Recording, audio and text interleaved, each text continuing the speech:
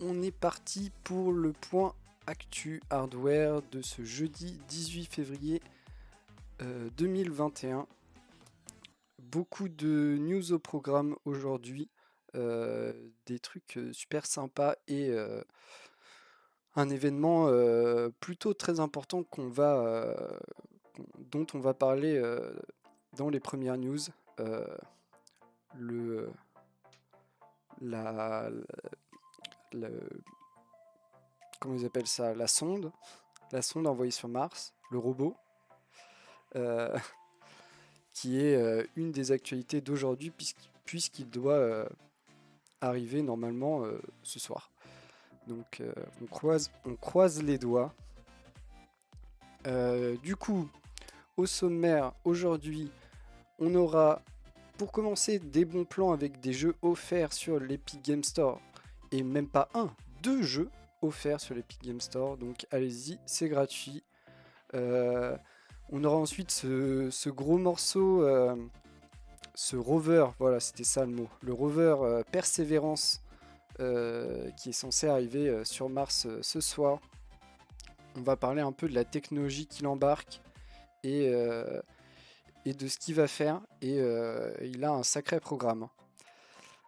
On aura ensuite un petit point cybersécurité avec une annonce du gouvernement français de, de gros montants. On parle d'1 milliard d'euros alloués à renforcer la cybersécurité en France.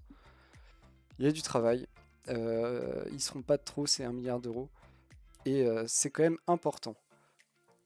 Ensuite, on aura une autre petite news cybersécurité avec la détection des premiers malwares pour les Mac équipés des nouveaux processeurs M1. Donc voilà, ils sont vraiment très récents et pourtant il y a déjà des malwares qui existent pour ces systèmes. Incroyable, hein, les pirates vont toujours plus vite.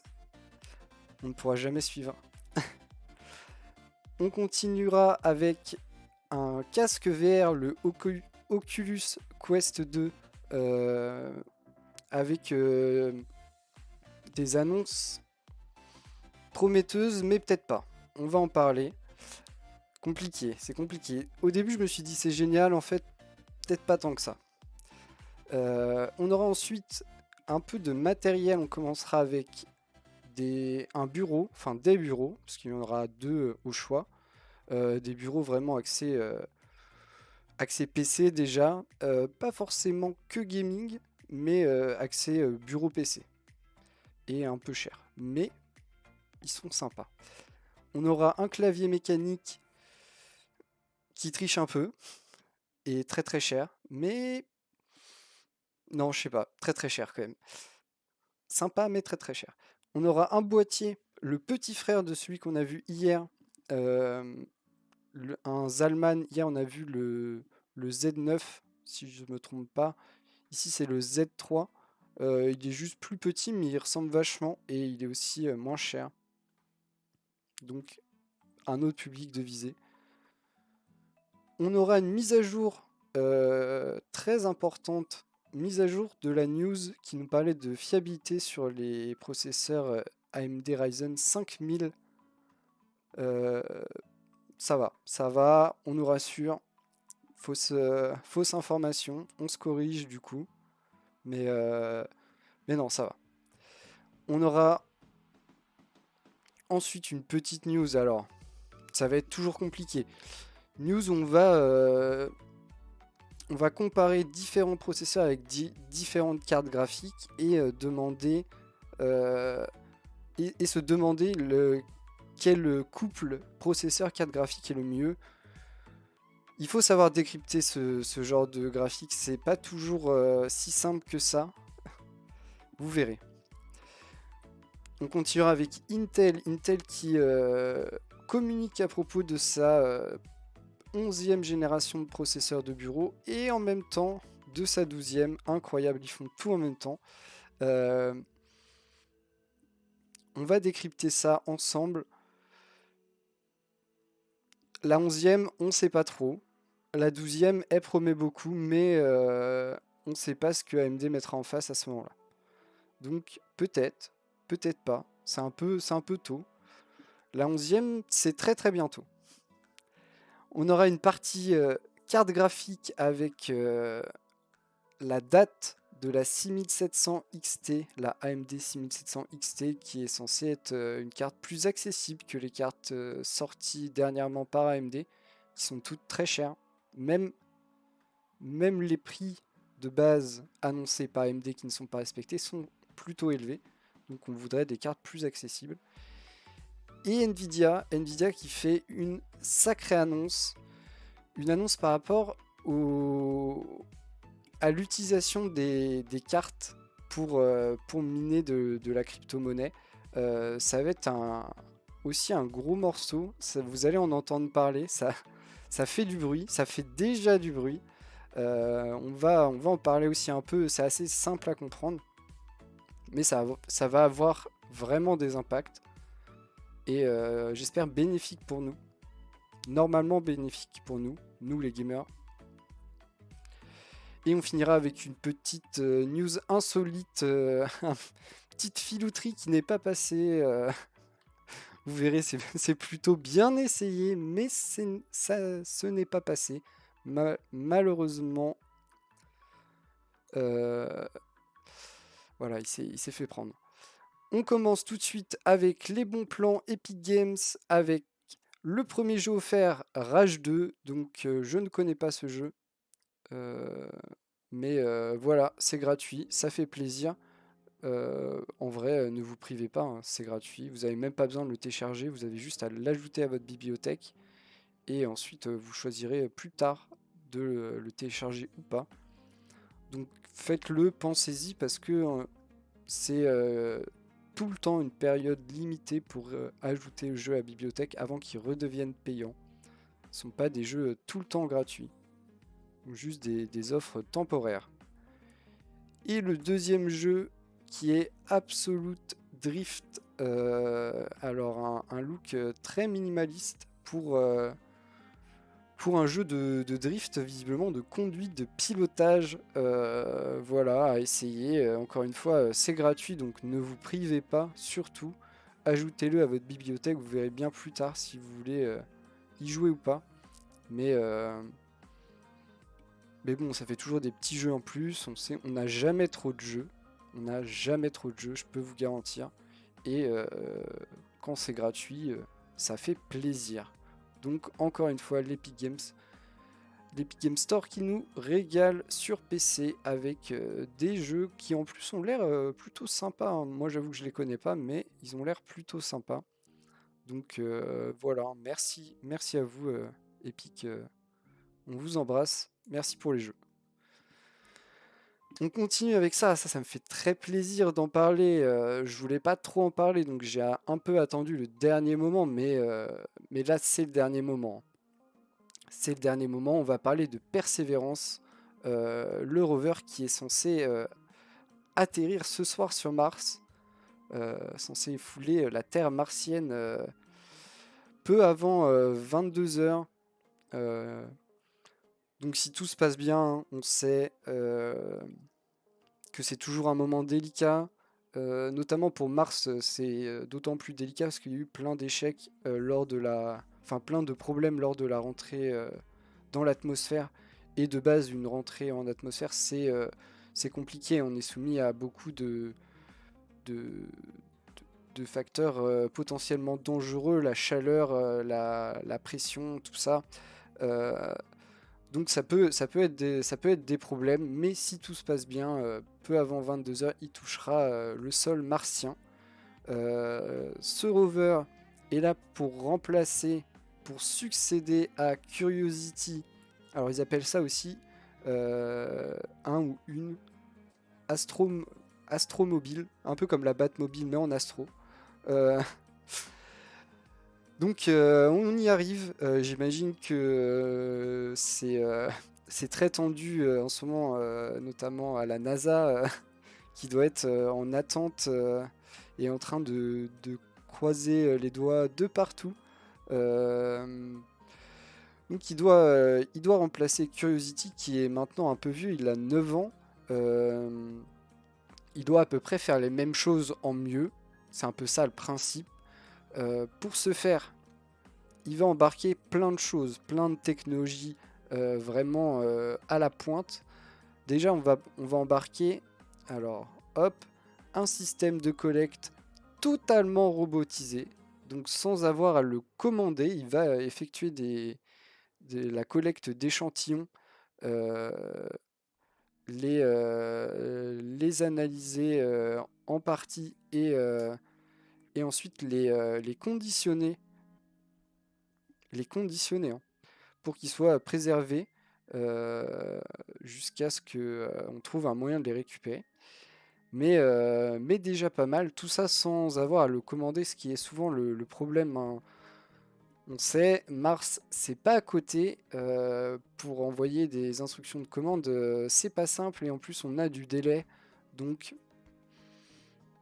vaut mieux que ça soit totalement automatisé. Si on arrive à faire des systèmes robustes, ce sera plus simple et plus efficace. On embarque aussi, vous imaginez bien, tout un tas de capteurs à ne plus savoir qu'en faire, des spectromètres, des radars, des caméras, un peu tout ce que vous voulez.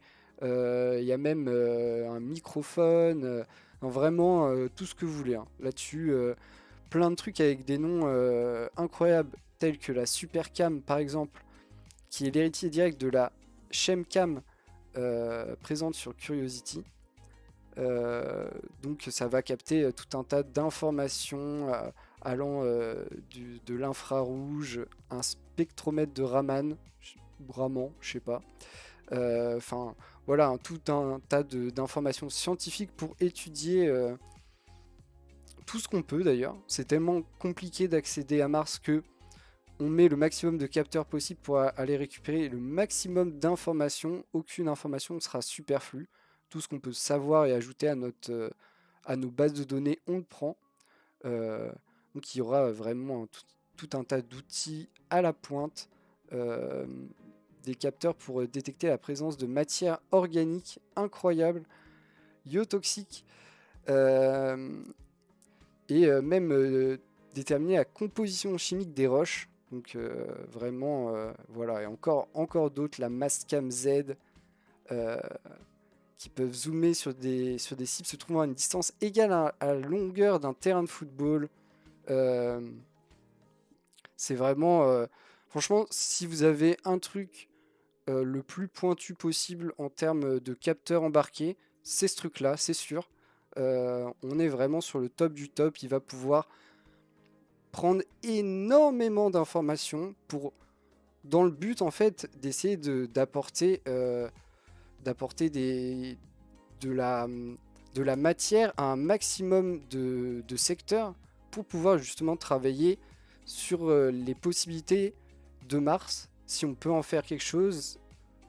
Parce que en fait le problème, en plus d'y aller, c'est de savoir ce qu'on va y faire. Si c'est y aller pour y aller, ça coûte quand même sacrément cher. Donc il faut étudier, il faut savoir, et il faut aussi savoir les dangers potentiels.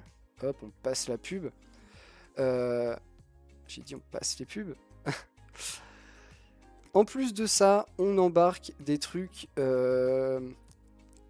du futur. Là, je vous ai dit, on est à la pointe de la technologie. Là, on est peut-être dans le futur de la technologie sur Mars. On embarque ils appellent ça des démonstrateurs. Il y en a deux. Le premier, c'est Moxie. Moxie qui a un rôle vraiment essentiel, on peut le dire. Si ça marche, c'est vraiment une révolution. Parce que Moxie, c'est un système qui doit produire de l'oxygène à partir du dioxyde de carbone qui compose à 96% l'atmosphère martienne.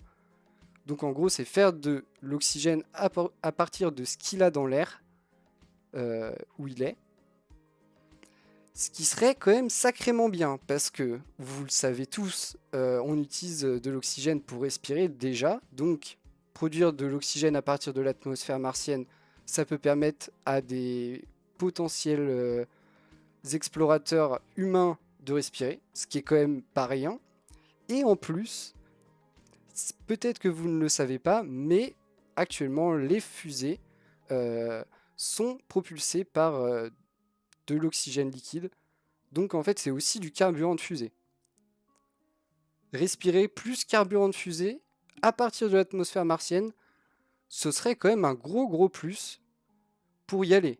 Vraiment, si ça marche, c'est c'est le gadget du siècle. C'est le gadget du siècle, ça permet de coloniser Mars, hein. Vraiment, ça permet de coloniser Mars. Après, il faut encore y aller, mais ça nous donne quand même des chances énormes. Deuxième démonstrateur, peut-être un peu plus gadget. C'est où? Il est plus là. Ok, il est plus là. C'est un drone.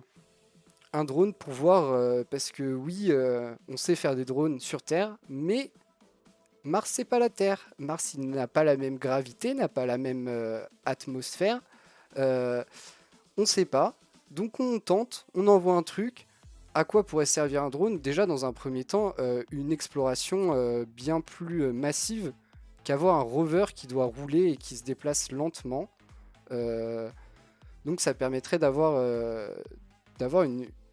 une exploration potentiellement rapide en envoyant une flotte de drones, ce qui serait encore une fois une grande avancée.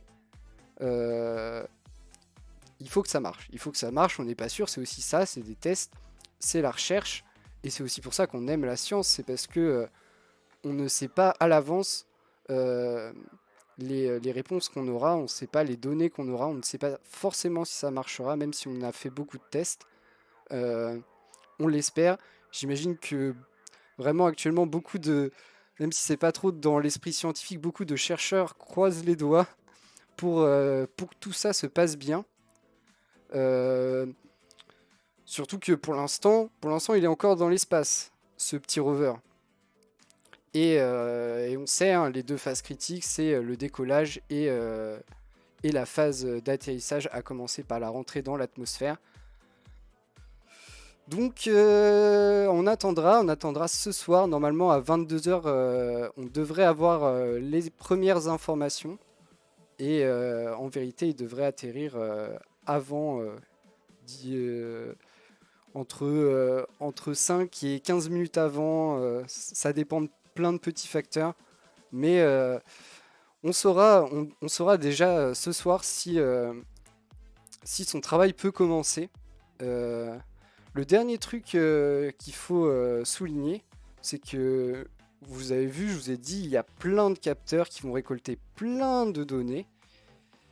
Et un peu comme pour l'histoire de la collecte totalement robotisée, où bah, on peut collecter, on peut faire des analyses, on peut le stocker quelque part, mais on ne peut pas le renvoyer sur Terre pour effectuer toute la batterie d'analyse possible et imaginable. Et bah, pour les données, c'est un peu pareil, même si vous imaginez bien qu'ils ont conçu des antennes qui vont au-delà de tout ce qu'on peut avoir sur Terre et connaître ou utiliser, c'est vraiment bien au-delà, mais ça ne suffira pas. Bah ouais, hein, c'est loin quand même, Mars, faut pas déconner. Il y a un peu de trajet, il y a un peu de perte, on peut pas avoir un super débit avec Mars. Faudra y penser, hein, pour l'internet sur Mars. Mais du coup,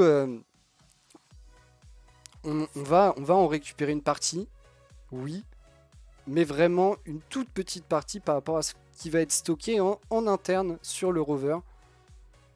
Donc il y aura un moment où il faudra trouver un moyen d'y aller pour aller récupérer toutes ces données qui sont quand même hyper intéressantes et dont j'imagine qu'il y a beaucoup de chercheurs qui attendent d'avoir accès à ces données pour justement effectuer des nouvelles recherches, des nouveaux travaux sur, sur ce qui est trouvé là-bas. Franchement, c'est incroyable et ça, potentiellement, c'est infini. Après, on ne sait pas et plein de choses peuvent mal se passer.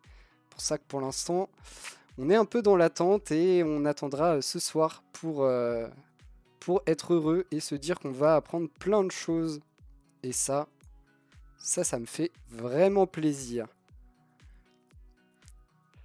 Vraiment une news qui me régale, hein. Moi j'adore l'espace. Et puis là, ça paraît tellement tellement futuriste et en même temps tellement là que c'est incroyable.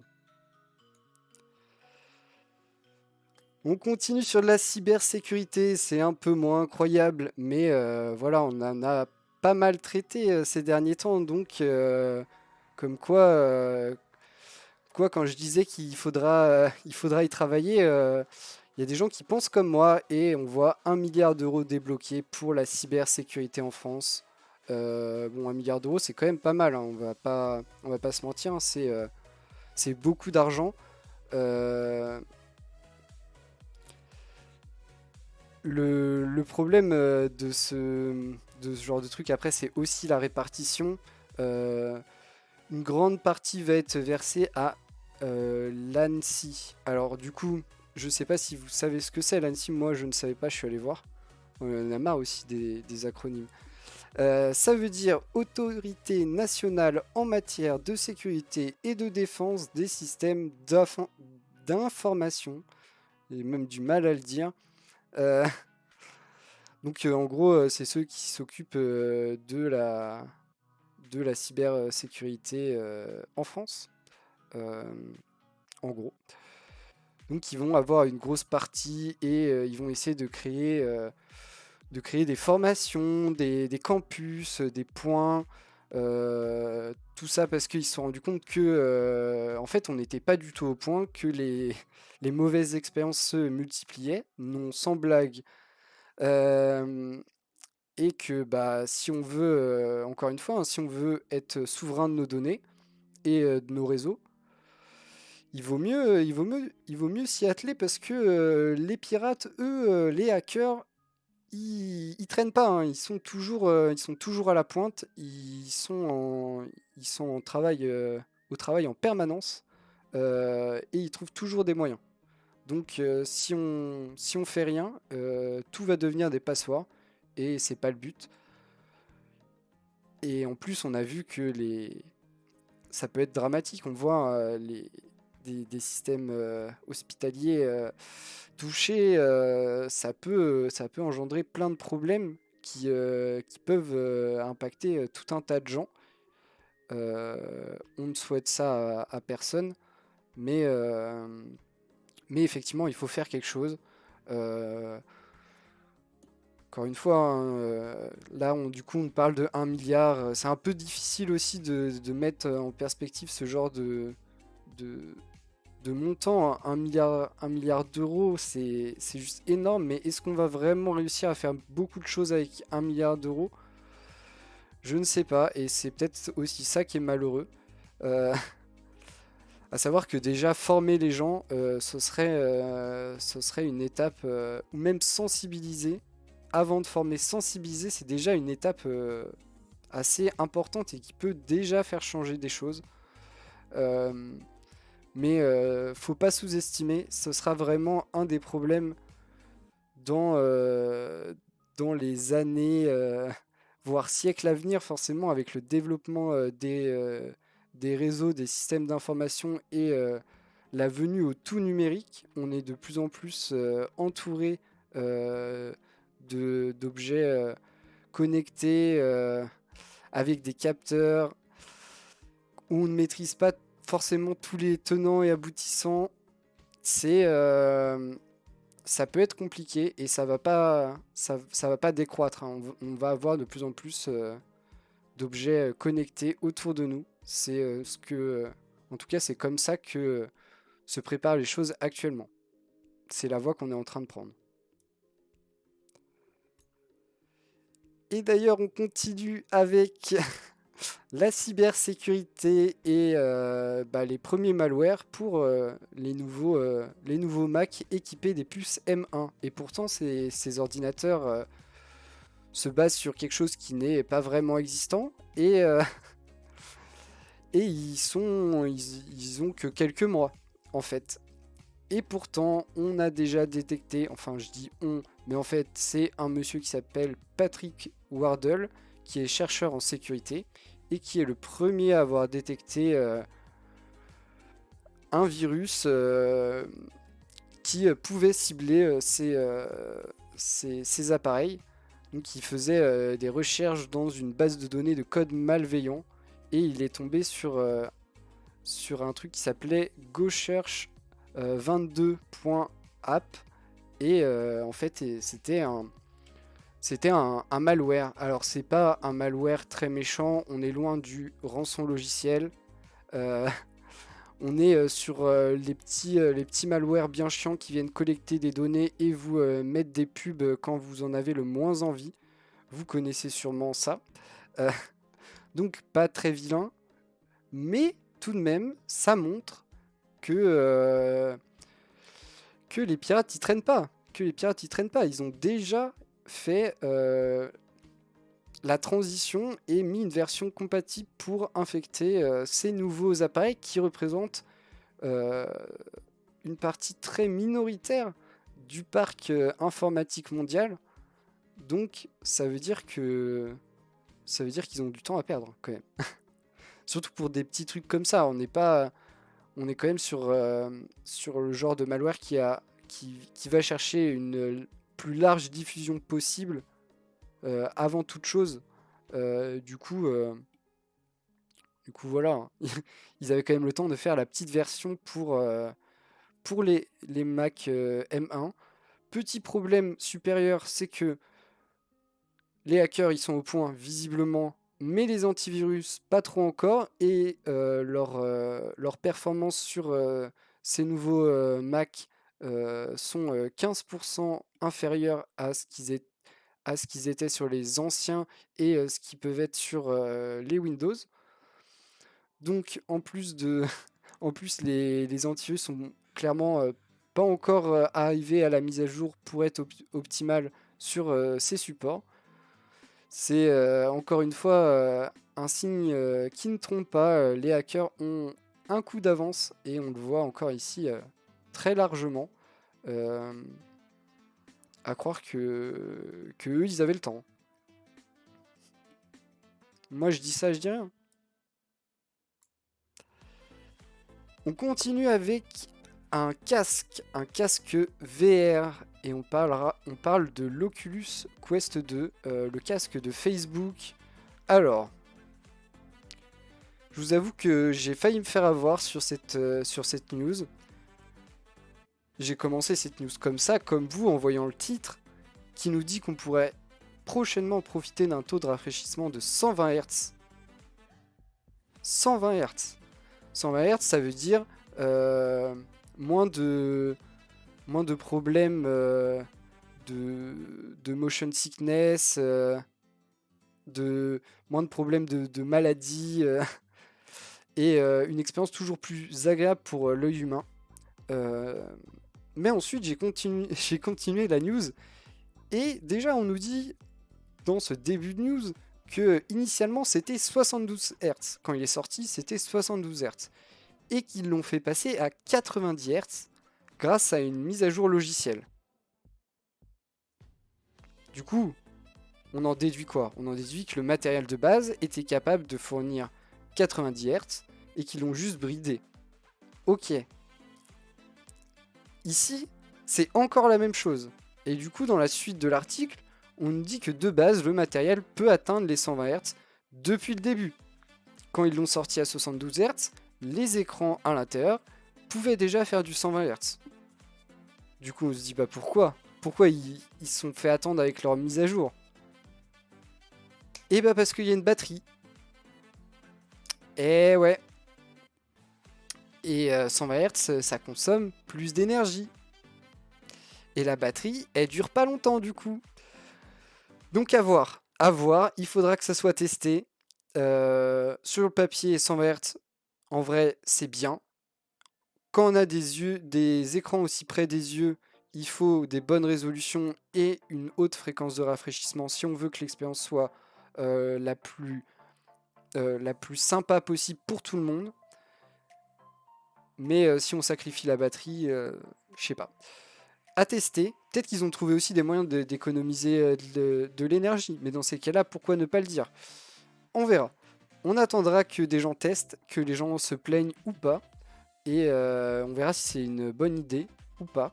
Mais le petit bail de commencer à 72 et de finir à 120 avec des petites mises à jour, alors que de base on pouvait faire 120, ça ça met pas bien, on peut se poser des questions. En termes de prix, on est sur du 349 € pour la version 64 Go et 449 pour la version 256 Go. Ce n'est pas donné, mais les casques VR ne sont pas donnés. Si ça permet d'avoir une expérience vraiment bonne, vraiment fluide et belle, pourquoi pas. C'est pas toujours le cas. C'est encore un truc qui est en train d'être peaufiné.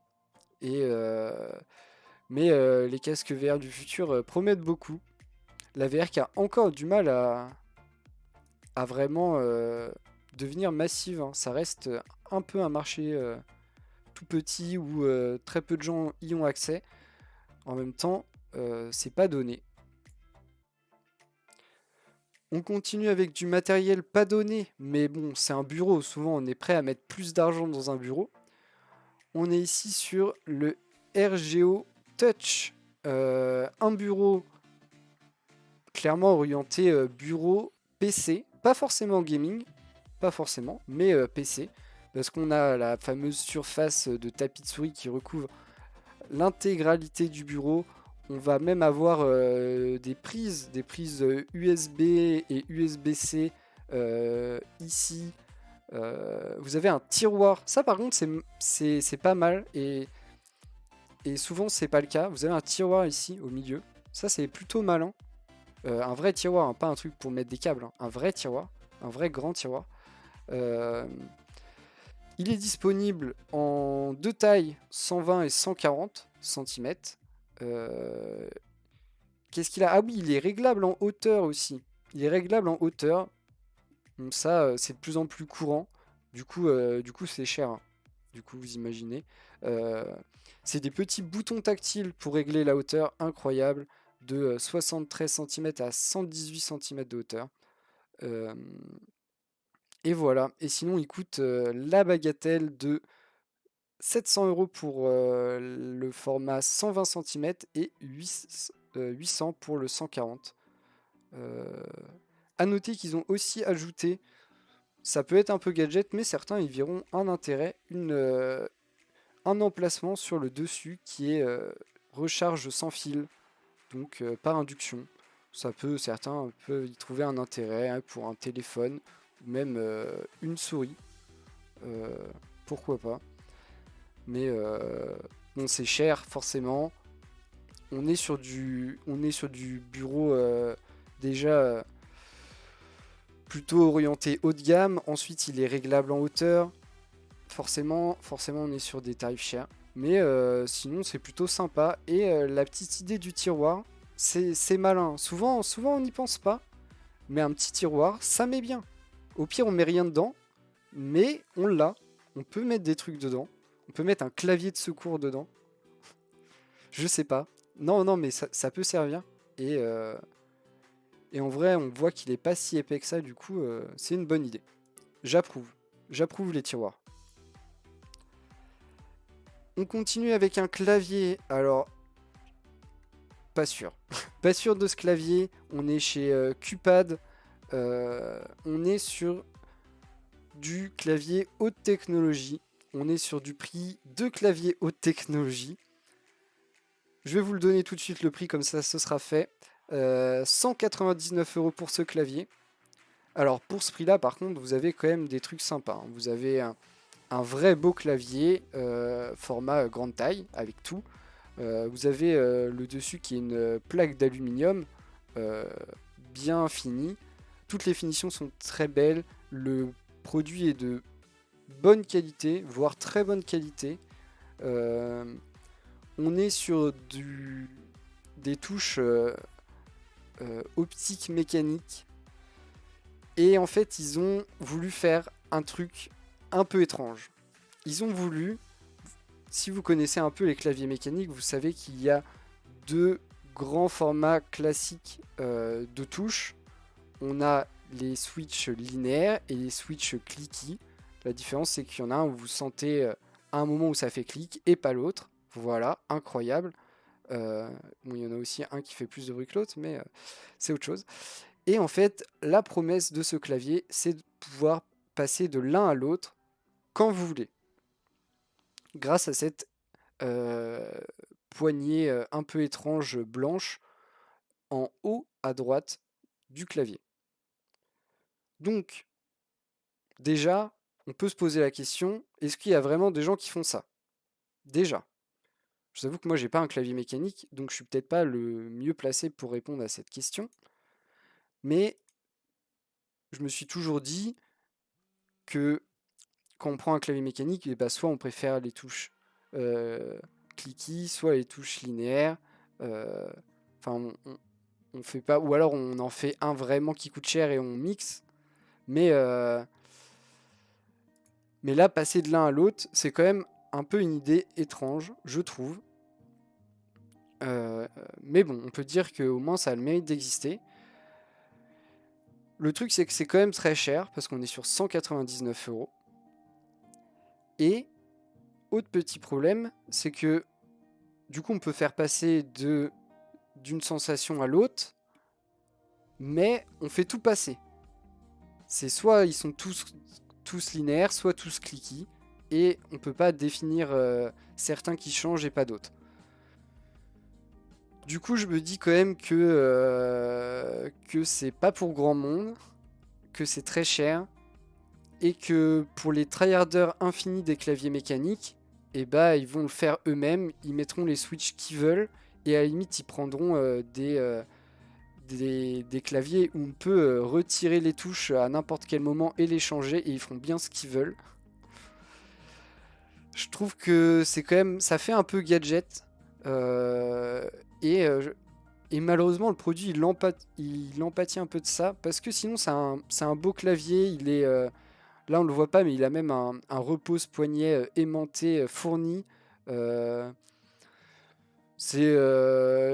Il est bien fini, il a des beaux matériaux, les touches sont bien et tout.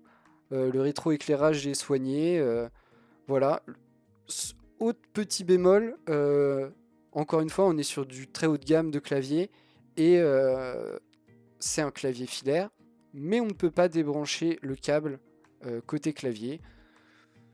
Quand je mets 200 € dans un clavier, je préfère qu'on puisse le faire quand même. C'est pas si compliqué que ça en soi et c'est quand même plus pratique. Donc voilà, autre petit bémol. Pour moi, c'est un clavier qui aurait dû se placer à un prix inférieur. Ça tente des trucs avec cette histoire de changer de sensation de frappe. Euh, ça fait un peu gadget et à 199 € le gadget, ça m'attire pas trop. Et pas sûr que des gens aient vraiment un intérêt à faire ce genre de truc, à changer de sensation de frappe. Sauf si on est vraiment un gros tryharder du clavier, ce que je peux entendre et comprendre. Mais dans ces cas-là, eh ben, on fait son clavier soi-même et on peut personnaliser chaque touche indépendamment, voire changer les touches quand on veut. Donc, pas trop chaud, un peu déçu.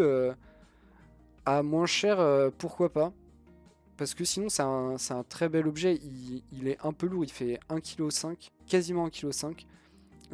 Voilà, il finit avec du métal et tout. Tout est bien travaillé. Juste,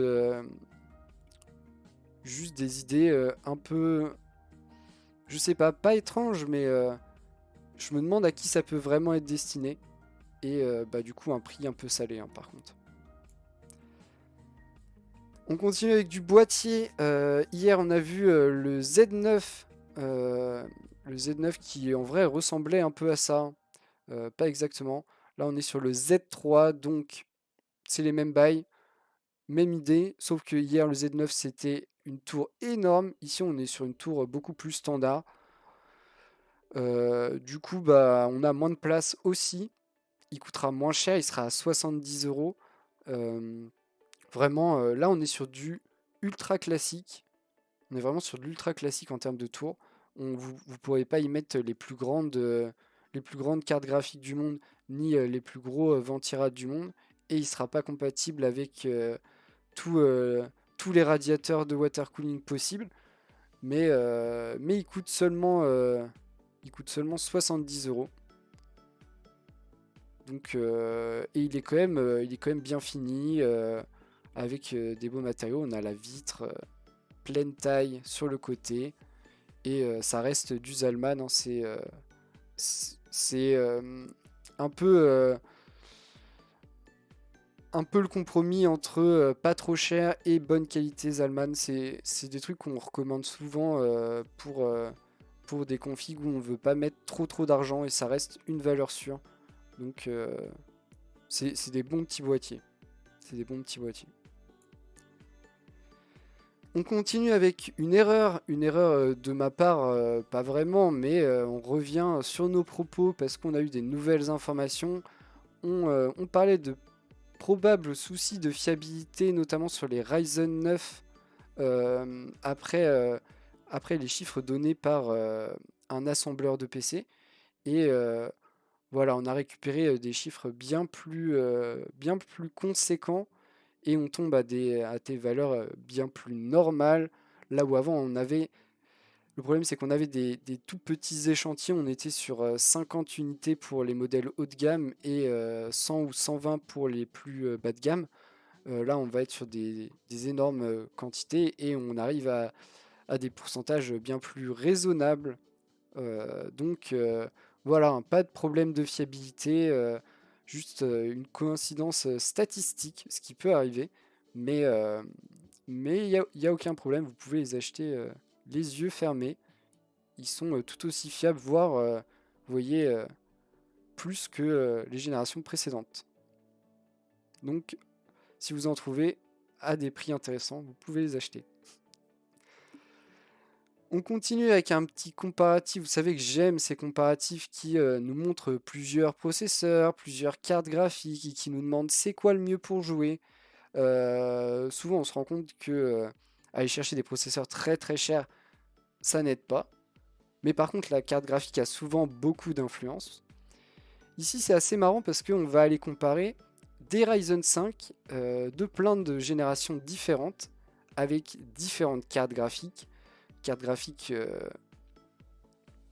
qui sont accessibles, même si pas disponibles actuellement, mais accessibles en termes de prix, du genre la 6600 ou 6700 XT d'AMD, mais aussi des cartes dernière génération, comme la 3070 et la 3090, qui sont à des prix plus élevés. Du coup, le test a été fait sur 6 jeux. Je suis même pas allé voir les jeux, mais en vrai, on s'en fiche. En qualité médium et en résolution 1440.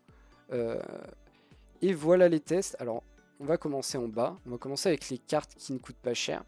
Donc les cartes AMD. J'avoue que je suis pas non plus allé voir le prix de ces cartes, mais non, c'est largement plus accessible qu'une 3070 et qu'une 3090. J'en parle même pas. Tout est plus accessible qu'une 3090. Et ici, on voit, et c'est assez marrant, que ça soit le 1600X ou le 5600X, donc quand même quelques générations d'écart, même si je suis allé voir ce qui différenciait ces processeurs, et bon, c'est l'amélioration à chaque fois de leur architecture, mais sinon pas vraiment de changement, ou très peu sur les fréquences. On est avec des différences de 0,1 ou 0,2 GHz, donc pas grand chose. Et juste quelques différences aussi en termes de mémoire cache, mais bon, ça c'est les améliorations et les petits détails qu'ils ont améliorés sur leur architecture.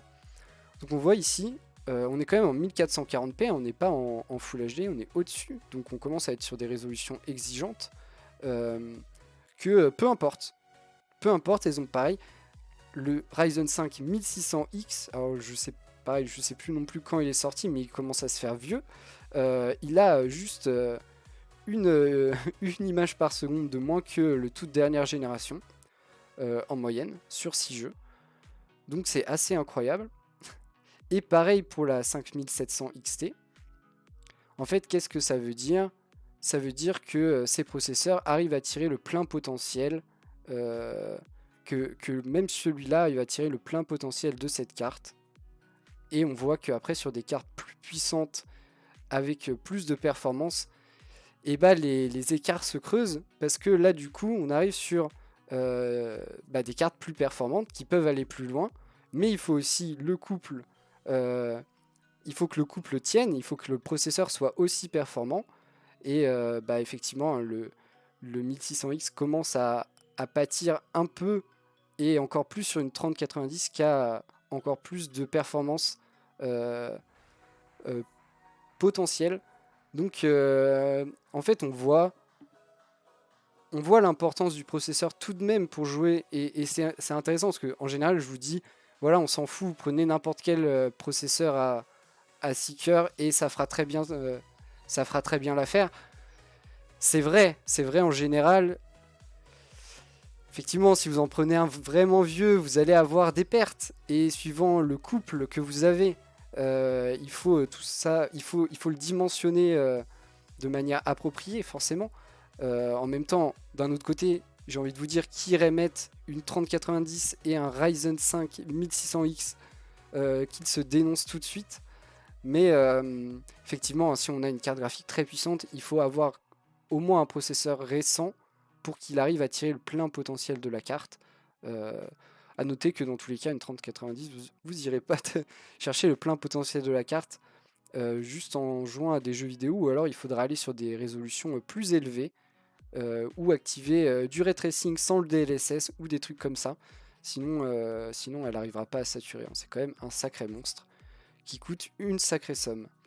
Mais pour une fois, ça me laisse l'opportunité de vous dire que effectivement le processeur a quand même un peu d'importance. En même temps, je vous avoue que je pense pas que les gens achètent encore beaucoup de Ryzen 5 1600X qui commencent à être bien vieux. Même des 2600X, en général on se tourne vers la dernière génération ou l'avant-dernière, rarement sur des générations antérieures. Et en plus c'est souvent des processeurs qui sont moins disponibles parce que moins produits que les dernières générations. Mais c'est plutôt intéressant. Et pour une fois, je dis pas la même chose que ce que je dis d'habitude quand on traite ce genre de graphique. On continue avec Intel. Intel qui fait beaucoup d'annonces aujourd'hui. Il nous annonce d'abord sa 11e génération avec son i9 11900K, une hausse d'IPC de 19% et une sortie le 15 mars prochain. Donc il n'y a pas que le i9 qui va sortir le 15 mars prochain. Toute la gamme sortira. Qu'est-ce qu'on a de nouveau? On a principalement du PCI Express 4.0 sur 20 lignes. Pourquoi sur 20 lignes? 16 pour la carte graphique, 4 pour le SSD format M2. Très bien. Donc ça, il était temps. J'ai un peu envie de vous dire. Qu'est-ce qu'on annonce d'autre? Pas grand-chose, à part que le i9 aura seulement 8 cœurs. Là, on essaye de tricher un peu en mode oui, on est plus performant que le Ryzen 9 5900X qui lui a 12 cœurs. Mais sur de jeux vidéo, où on a vu que sur du jeu vidéo, avoir 10, 12, 8, ça change rien si ça suffit. S'ils sont récents et performants. Du coup, bah ok, si vous voulez. Ça, en vrai, le gain ne sera pas vraiment significatif. Mais du coup, peut-être qu'on peut attendre, par exemple, des i5 très, très intéressants.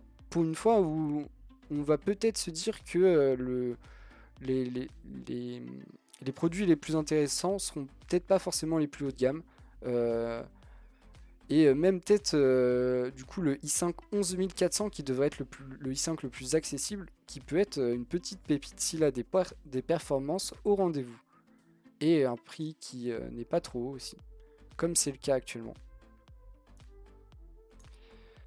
Il nous parle aussi, il nous parle de la 11e, il nous parle aussi de la 12e, incroyable. Du coup, encore les IPC en hausse de 20%. Là, on ne sait pas, par contre, on nous dit 20% de hausse, mais par rapport à laquelle? À la 11e ou à la 10e? On ne sait pas. J'espère que c'est par rapport à la 11e. Ici, on change, normalement pour la 12e génération, on l'attend. Celle-là, on l'attend vraiment, elle nous apporte des trucs. On change de finesse de gravure, on arrive sur du 10 nanomètres qu'ils appellent super fin, mais c'est comme ça qu'ils l'appellent, il n'est pas plus fin que d'autres 10 nanomètres, c'est leur nom à eux. Et normalement, on devrait voir arriver beaucoup de changements qui devraient refaire refaire basculer AMD et Intel dans une vraie course aux performances.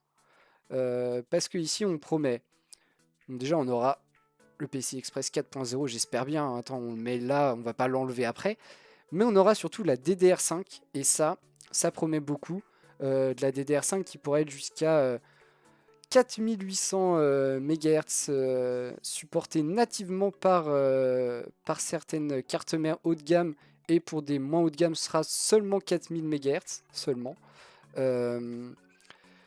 Du coup on aura ça, on aura aussi la fameuse architecture Big Little. Vous savez, l'idée d'avoir des cœurs dédiés à la puissance, des cœurs dédiés aux applicatifs légers, et du coup potentiellement d'avoir des performances bien plus importantes, vu que les cœurs sont dédiés, et du coup potentiellement une optimisation meilleure aussi. Du coup, de quoi nous régaler en vrai, surtout quand on nous dit que ça peut arriver assez vite. On nous parle de septembre de cette année. Du coup, ça voudrait aussi dire que la 11e génération est vraiment une génération tampon transition, histoire que la vraie nouvelle technologie arrive. C'est vrai qu'elle ressemble un peu à ça, on va pas se mentir, elle ressemble un peu à ça. Cette 12e génération est très intéressante. À voir ce que AMD proposera au même moment, parce que d'ici septembre, AMD peut aussi sortir une nouvelle génération, et c'est ce qu'ils comptent faire, enfin au moins d'ici la fin d'année. Donc en vrai ça me hype de ouf cette 12e génération, mais il est encore un peu tôt pour vraiment être hypé. Donc je préfère calmer mes ardeurs et me dire qu'on en apprendra plus dans les temps à venir. Mais j'ai envie de voir ça arriver, envie de voir enfin cette idée de cœur dédié arriver pour beaucoup de monde. Et je pense que c'est potentiellement un moyen d'optimiser tous les processus que gère un processeur. Ça faisait beaucoup process de dire en peu de temps, mais ça passe. On continue avec une énorme news qui est tombée peu avant que je commence mon live. Donc j'ai pas eu le temps de prendre beaucoup d'informations dessus, mais il faut le traiter parce que c'est du lourd. Alors, au début, on arrive comme ça, bim, Nvidia annonce et lance ses crypto mining GPU, les CMP HX. Et là on se dit, aïe aïe aïe, Nvidia ils ont quand même pas fait ça. Ils ont, après Zotac qui dit on met nos cartes pour miner de la crypto-monnaie, on va pas avoir Nvidia qui n'arrive pas à assumer ses stocks, dire qu'ils lancent des modèles pour miner de la crypto-monnaie. C'est pas vrai, ne faites pas ça, Nvidia, on vous aimait. Et en fait, non, ils sont hyper smart, parce que oui, ils disent ça, ils disent on va sortir nos propres modèles dédiés, ils vont être optimisés pour, on enlève les sorties vidéo, vous n'avez pas besoin de sorties vidéo pour miner de la crypto-monnaie, on baisse la conso, on va les optimiser, ça va être des cartes de folie prévues que pour ça, mais pas tout de suite. Et en attendant, pour la sortie des 3060, on bride l'usage qu'on peut en faire pour miner de la crypto-monnaie. Donc, en vrai, vous pouvez les acheter si vous voulez, mais elles ne seront pas du tout intéressantes pour miner de la crypto-monnaie. Et on aura peut-être du stock pour les gamers. Et ça, mon petit cœur, il s'est réchauffé. Je me suis dit, il pense à nous. Il pense à nous, c'est bien. Non, en vrai, sans dire de bêtises, voilà. En vrai, c'est bien. C'est un super move. C'est vraiment un super move. Je trouve que c'est un move à 200 de QI, vraiment. Parce qu'il frustre personne et il régale tout le monde. Pas sur le court terme. Mais bon, les mineurs de crypto-monnaie, ils n'ont pas besoin d'être régalés sur le court terme. Ils sont déjà assez régalés par les cours en hausse. Donc, il vaut mieux régaler les gamers qui sont en vraie galère depuis quelques temps parce qu'il n'y a pas de carte graphique. On sait que les modèles 60 sont... les modèles 50 et les modèles 60 sont les modèles les plus vendus, peu importe la génération. Donc ça va être c'est des modèles très attendus par beaucoup de monde, notamment ceux qui n'ont pas des moyens énormes et qui jouent quand même assidûment. il faut les régaler ceux-là, ils en ont besoin et ils trouvent ce moyen. Du coup, vraiment, ils ont bridé à moins de 50% l'efficacité pour miner de la crypto-monnaie. Hein. Donc, personne qui est au courant va les acheter parce qu'elles vont quand même coûter cher.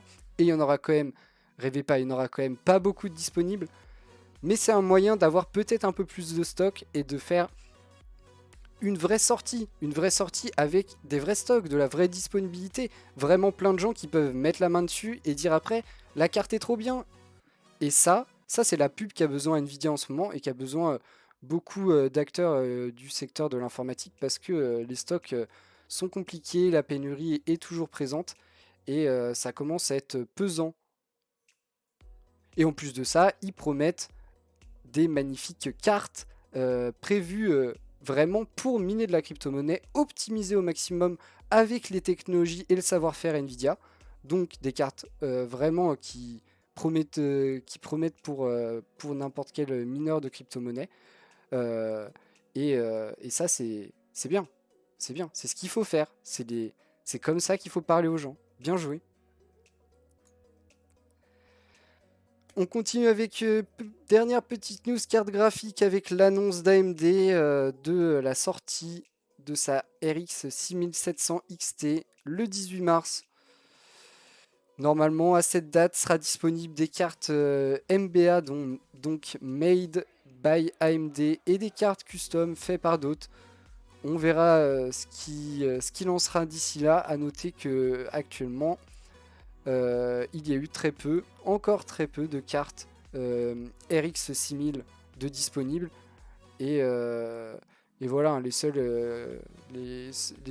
qu'on a le plus vues, c'est les 6900 XT à des prix totalement indécents. Donc, pas fou. Pas fou, pas fou. On attendra de voir le 18 mars pour juger sur la réussite ou non de cette sortie. Mais ils ont besoin d'une bonne sortie en termes de carte graphique, c'est dur. Du côté d'AMD, c'est dur. On continue avec la dernière petite news insolite, un petit filou, un développeur Steam qui a nommé son studio Very Positive. Pourquoi ? Parce que les informations d'avis et les champs dédiés au nom du développeur et de l'éditeur sont juste à côté. Voilà, c'est aussi bête que ça. Et il s'est dit, si je mets Very Positive dans le champ développeur et éditeur, et ben les gens vont penser que c'est l'avis qui a été fait sur mon jeu et donc ils vont me prendre sans regarder. Petit filou, n'est-ce pas ? Il a été sanctionné et banni par Steam, hein, ils n'ont pas vraiment apprécié. Mais lui a été très mauvais perdant, vraiment très mauvais perdant, parce qu'il a fait ce petit tweet. En gros, la traduction c'est « J'ai fait un très mauvais jeu, c'est la seule chose dont je suis coupable. Si le fait de faire des jeux horribles n'est pas autorisé sur Steam, pourquoi n'ont-ils pas déjà suspendu le compte de CD Projekt ?»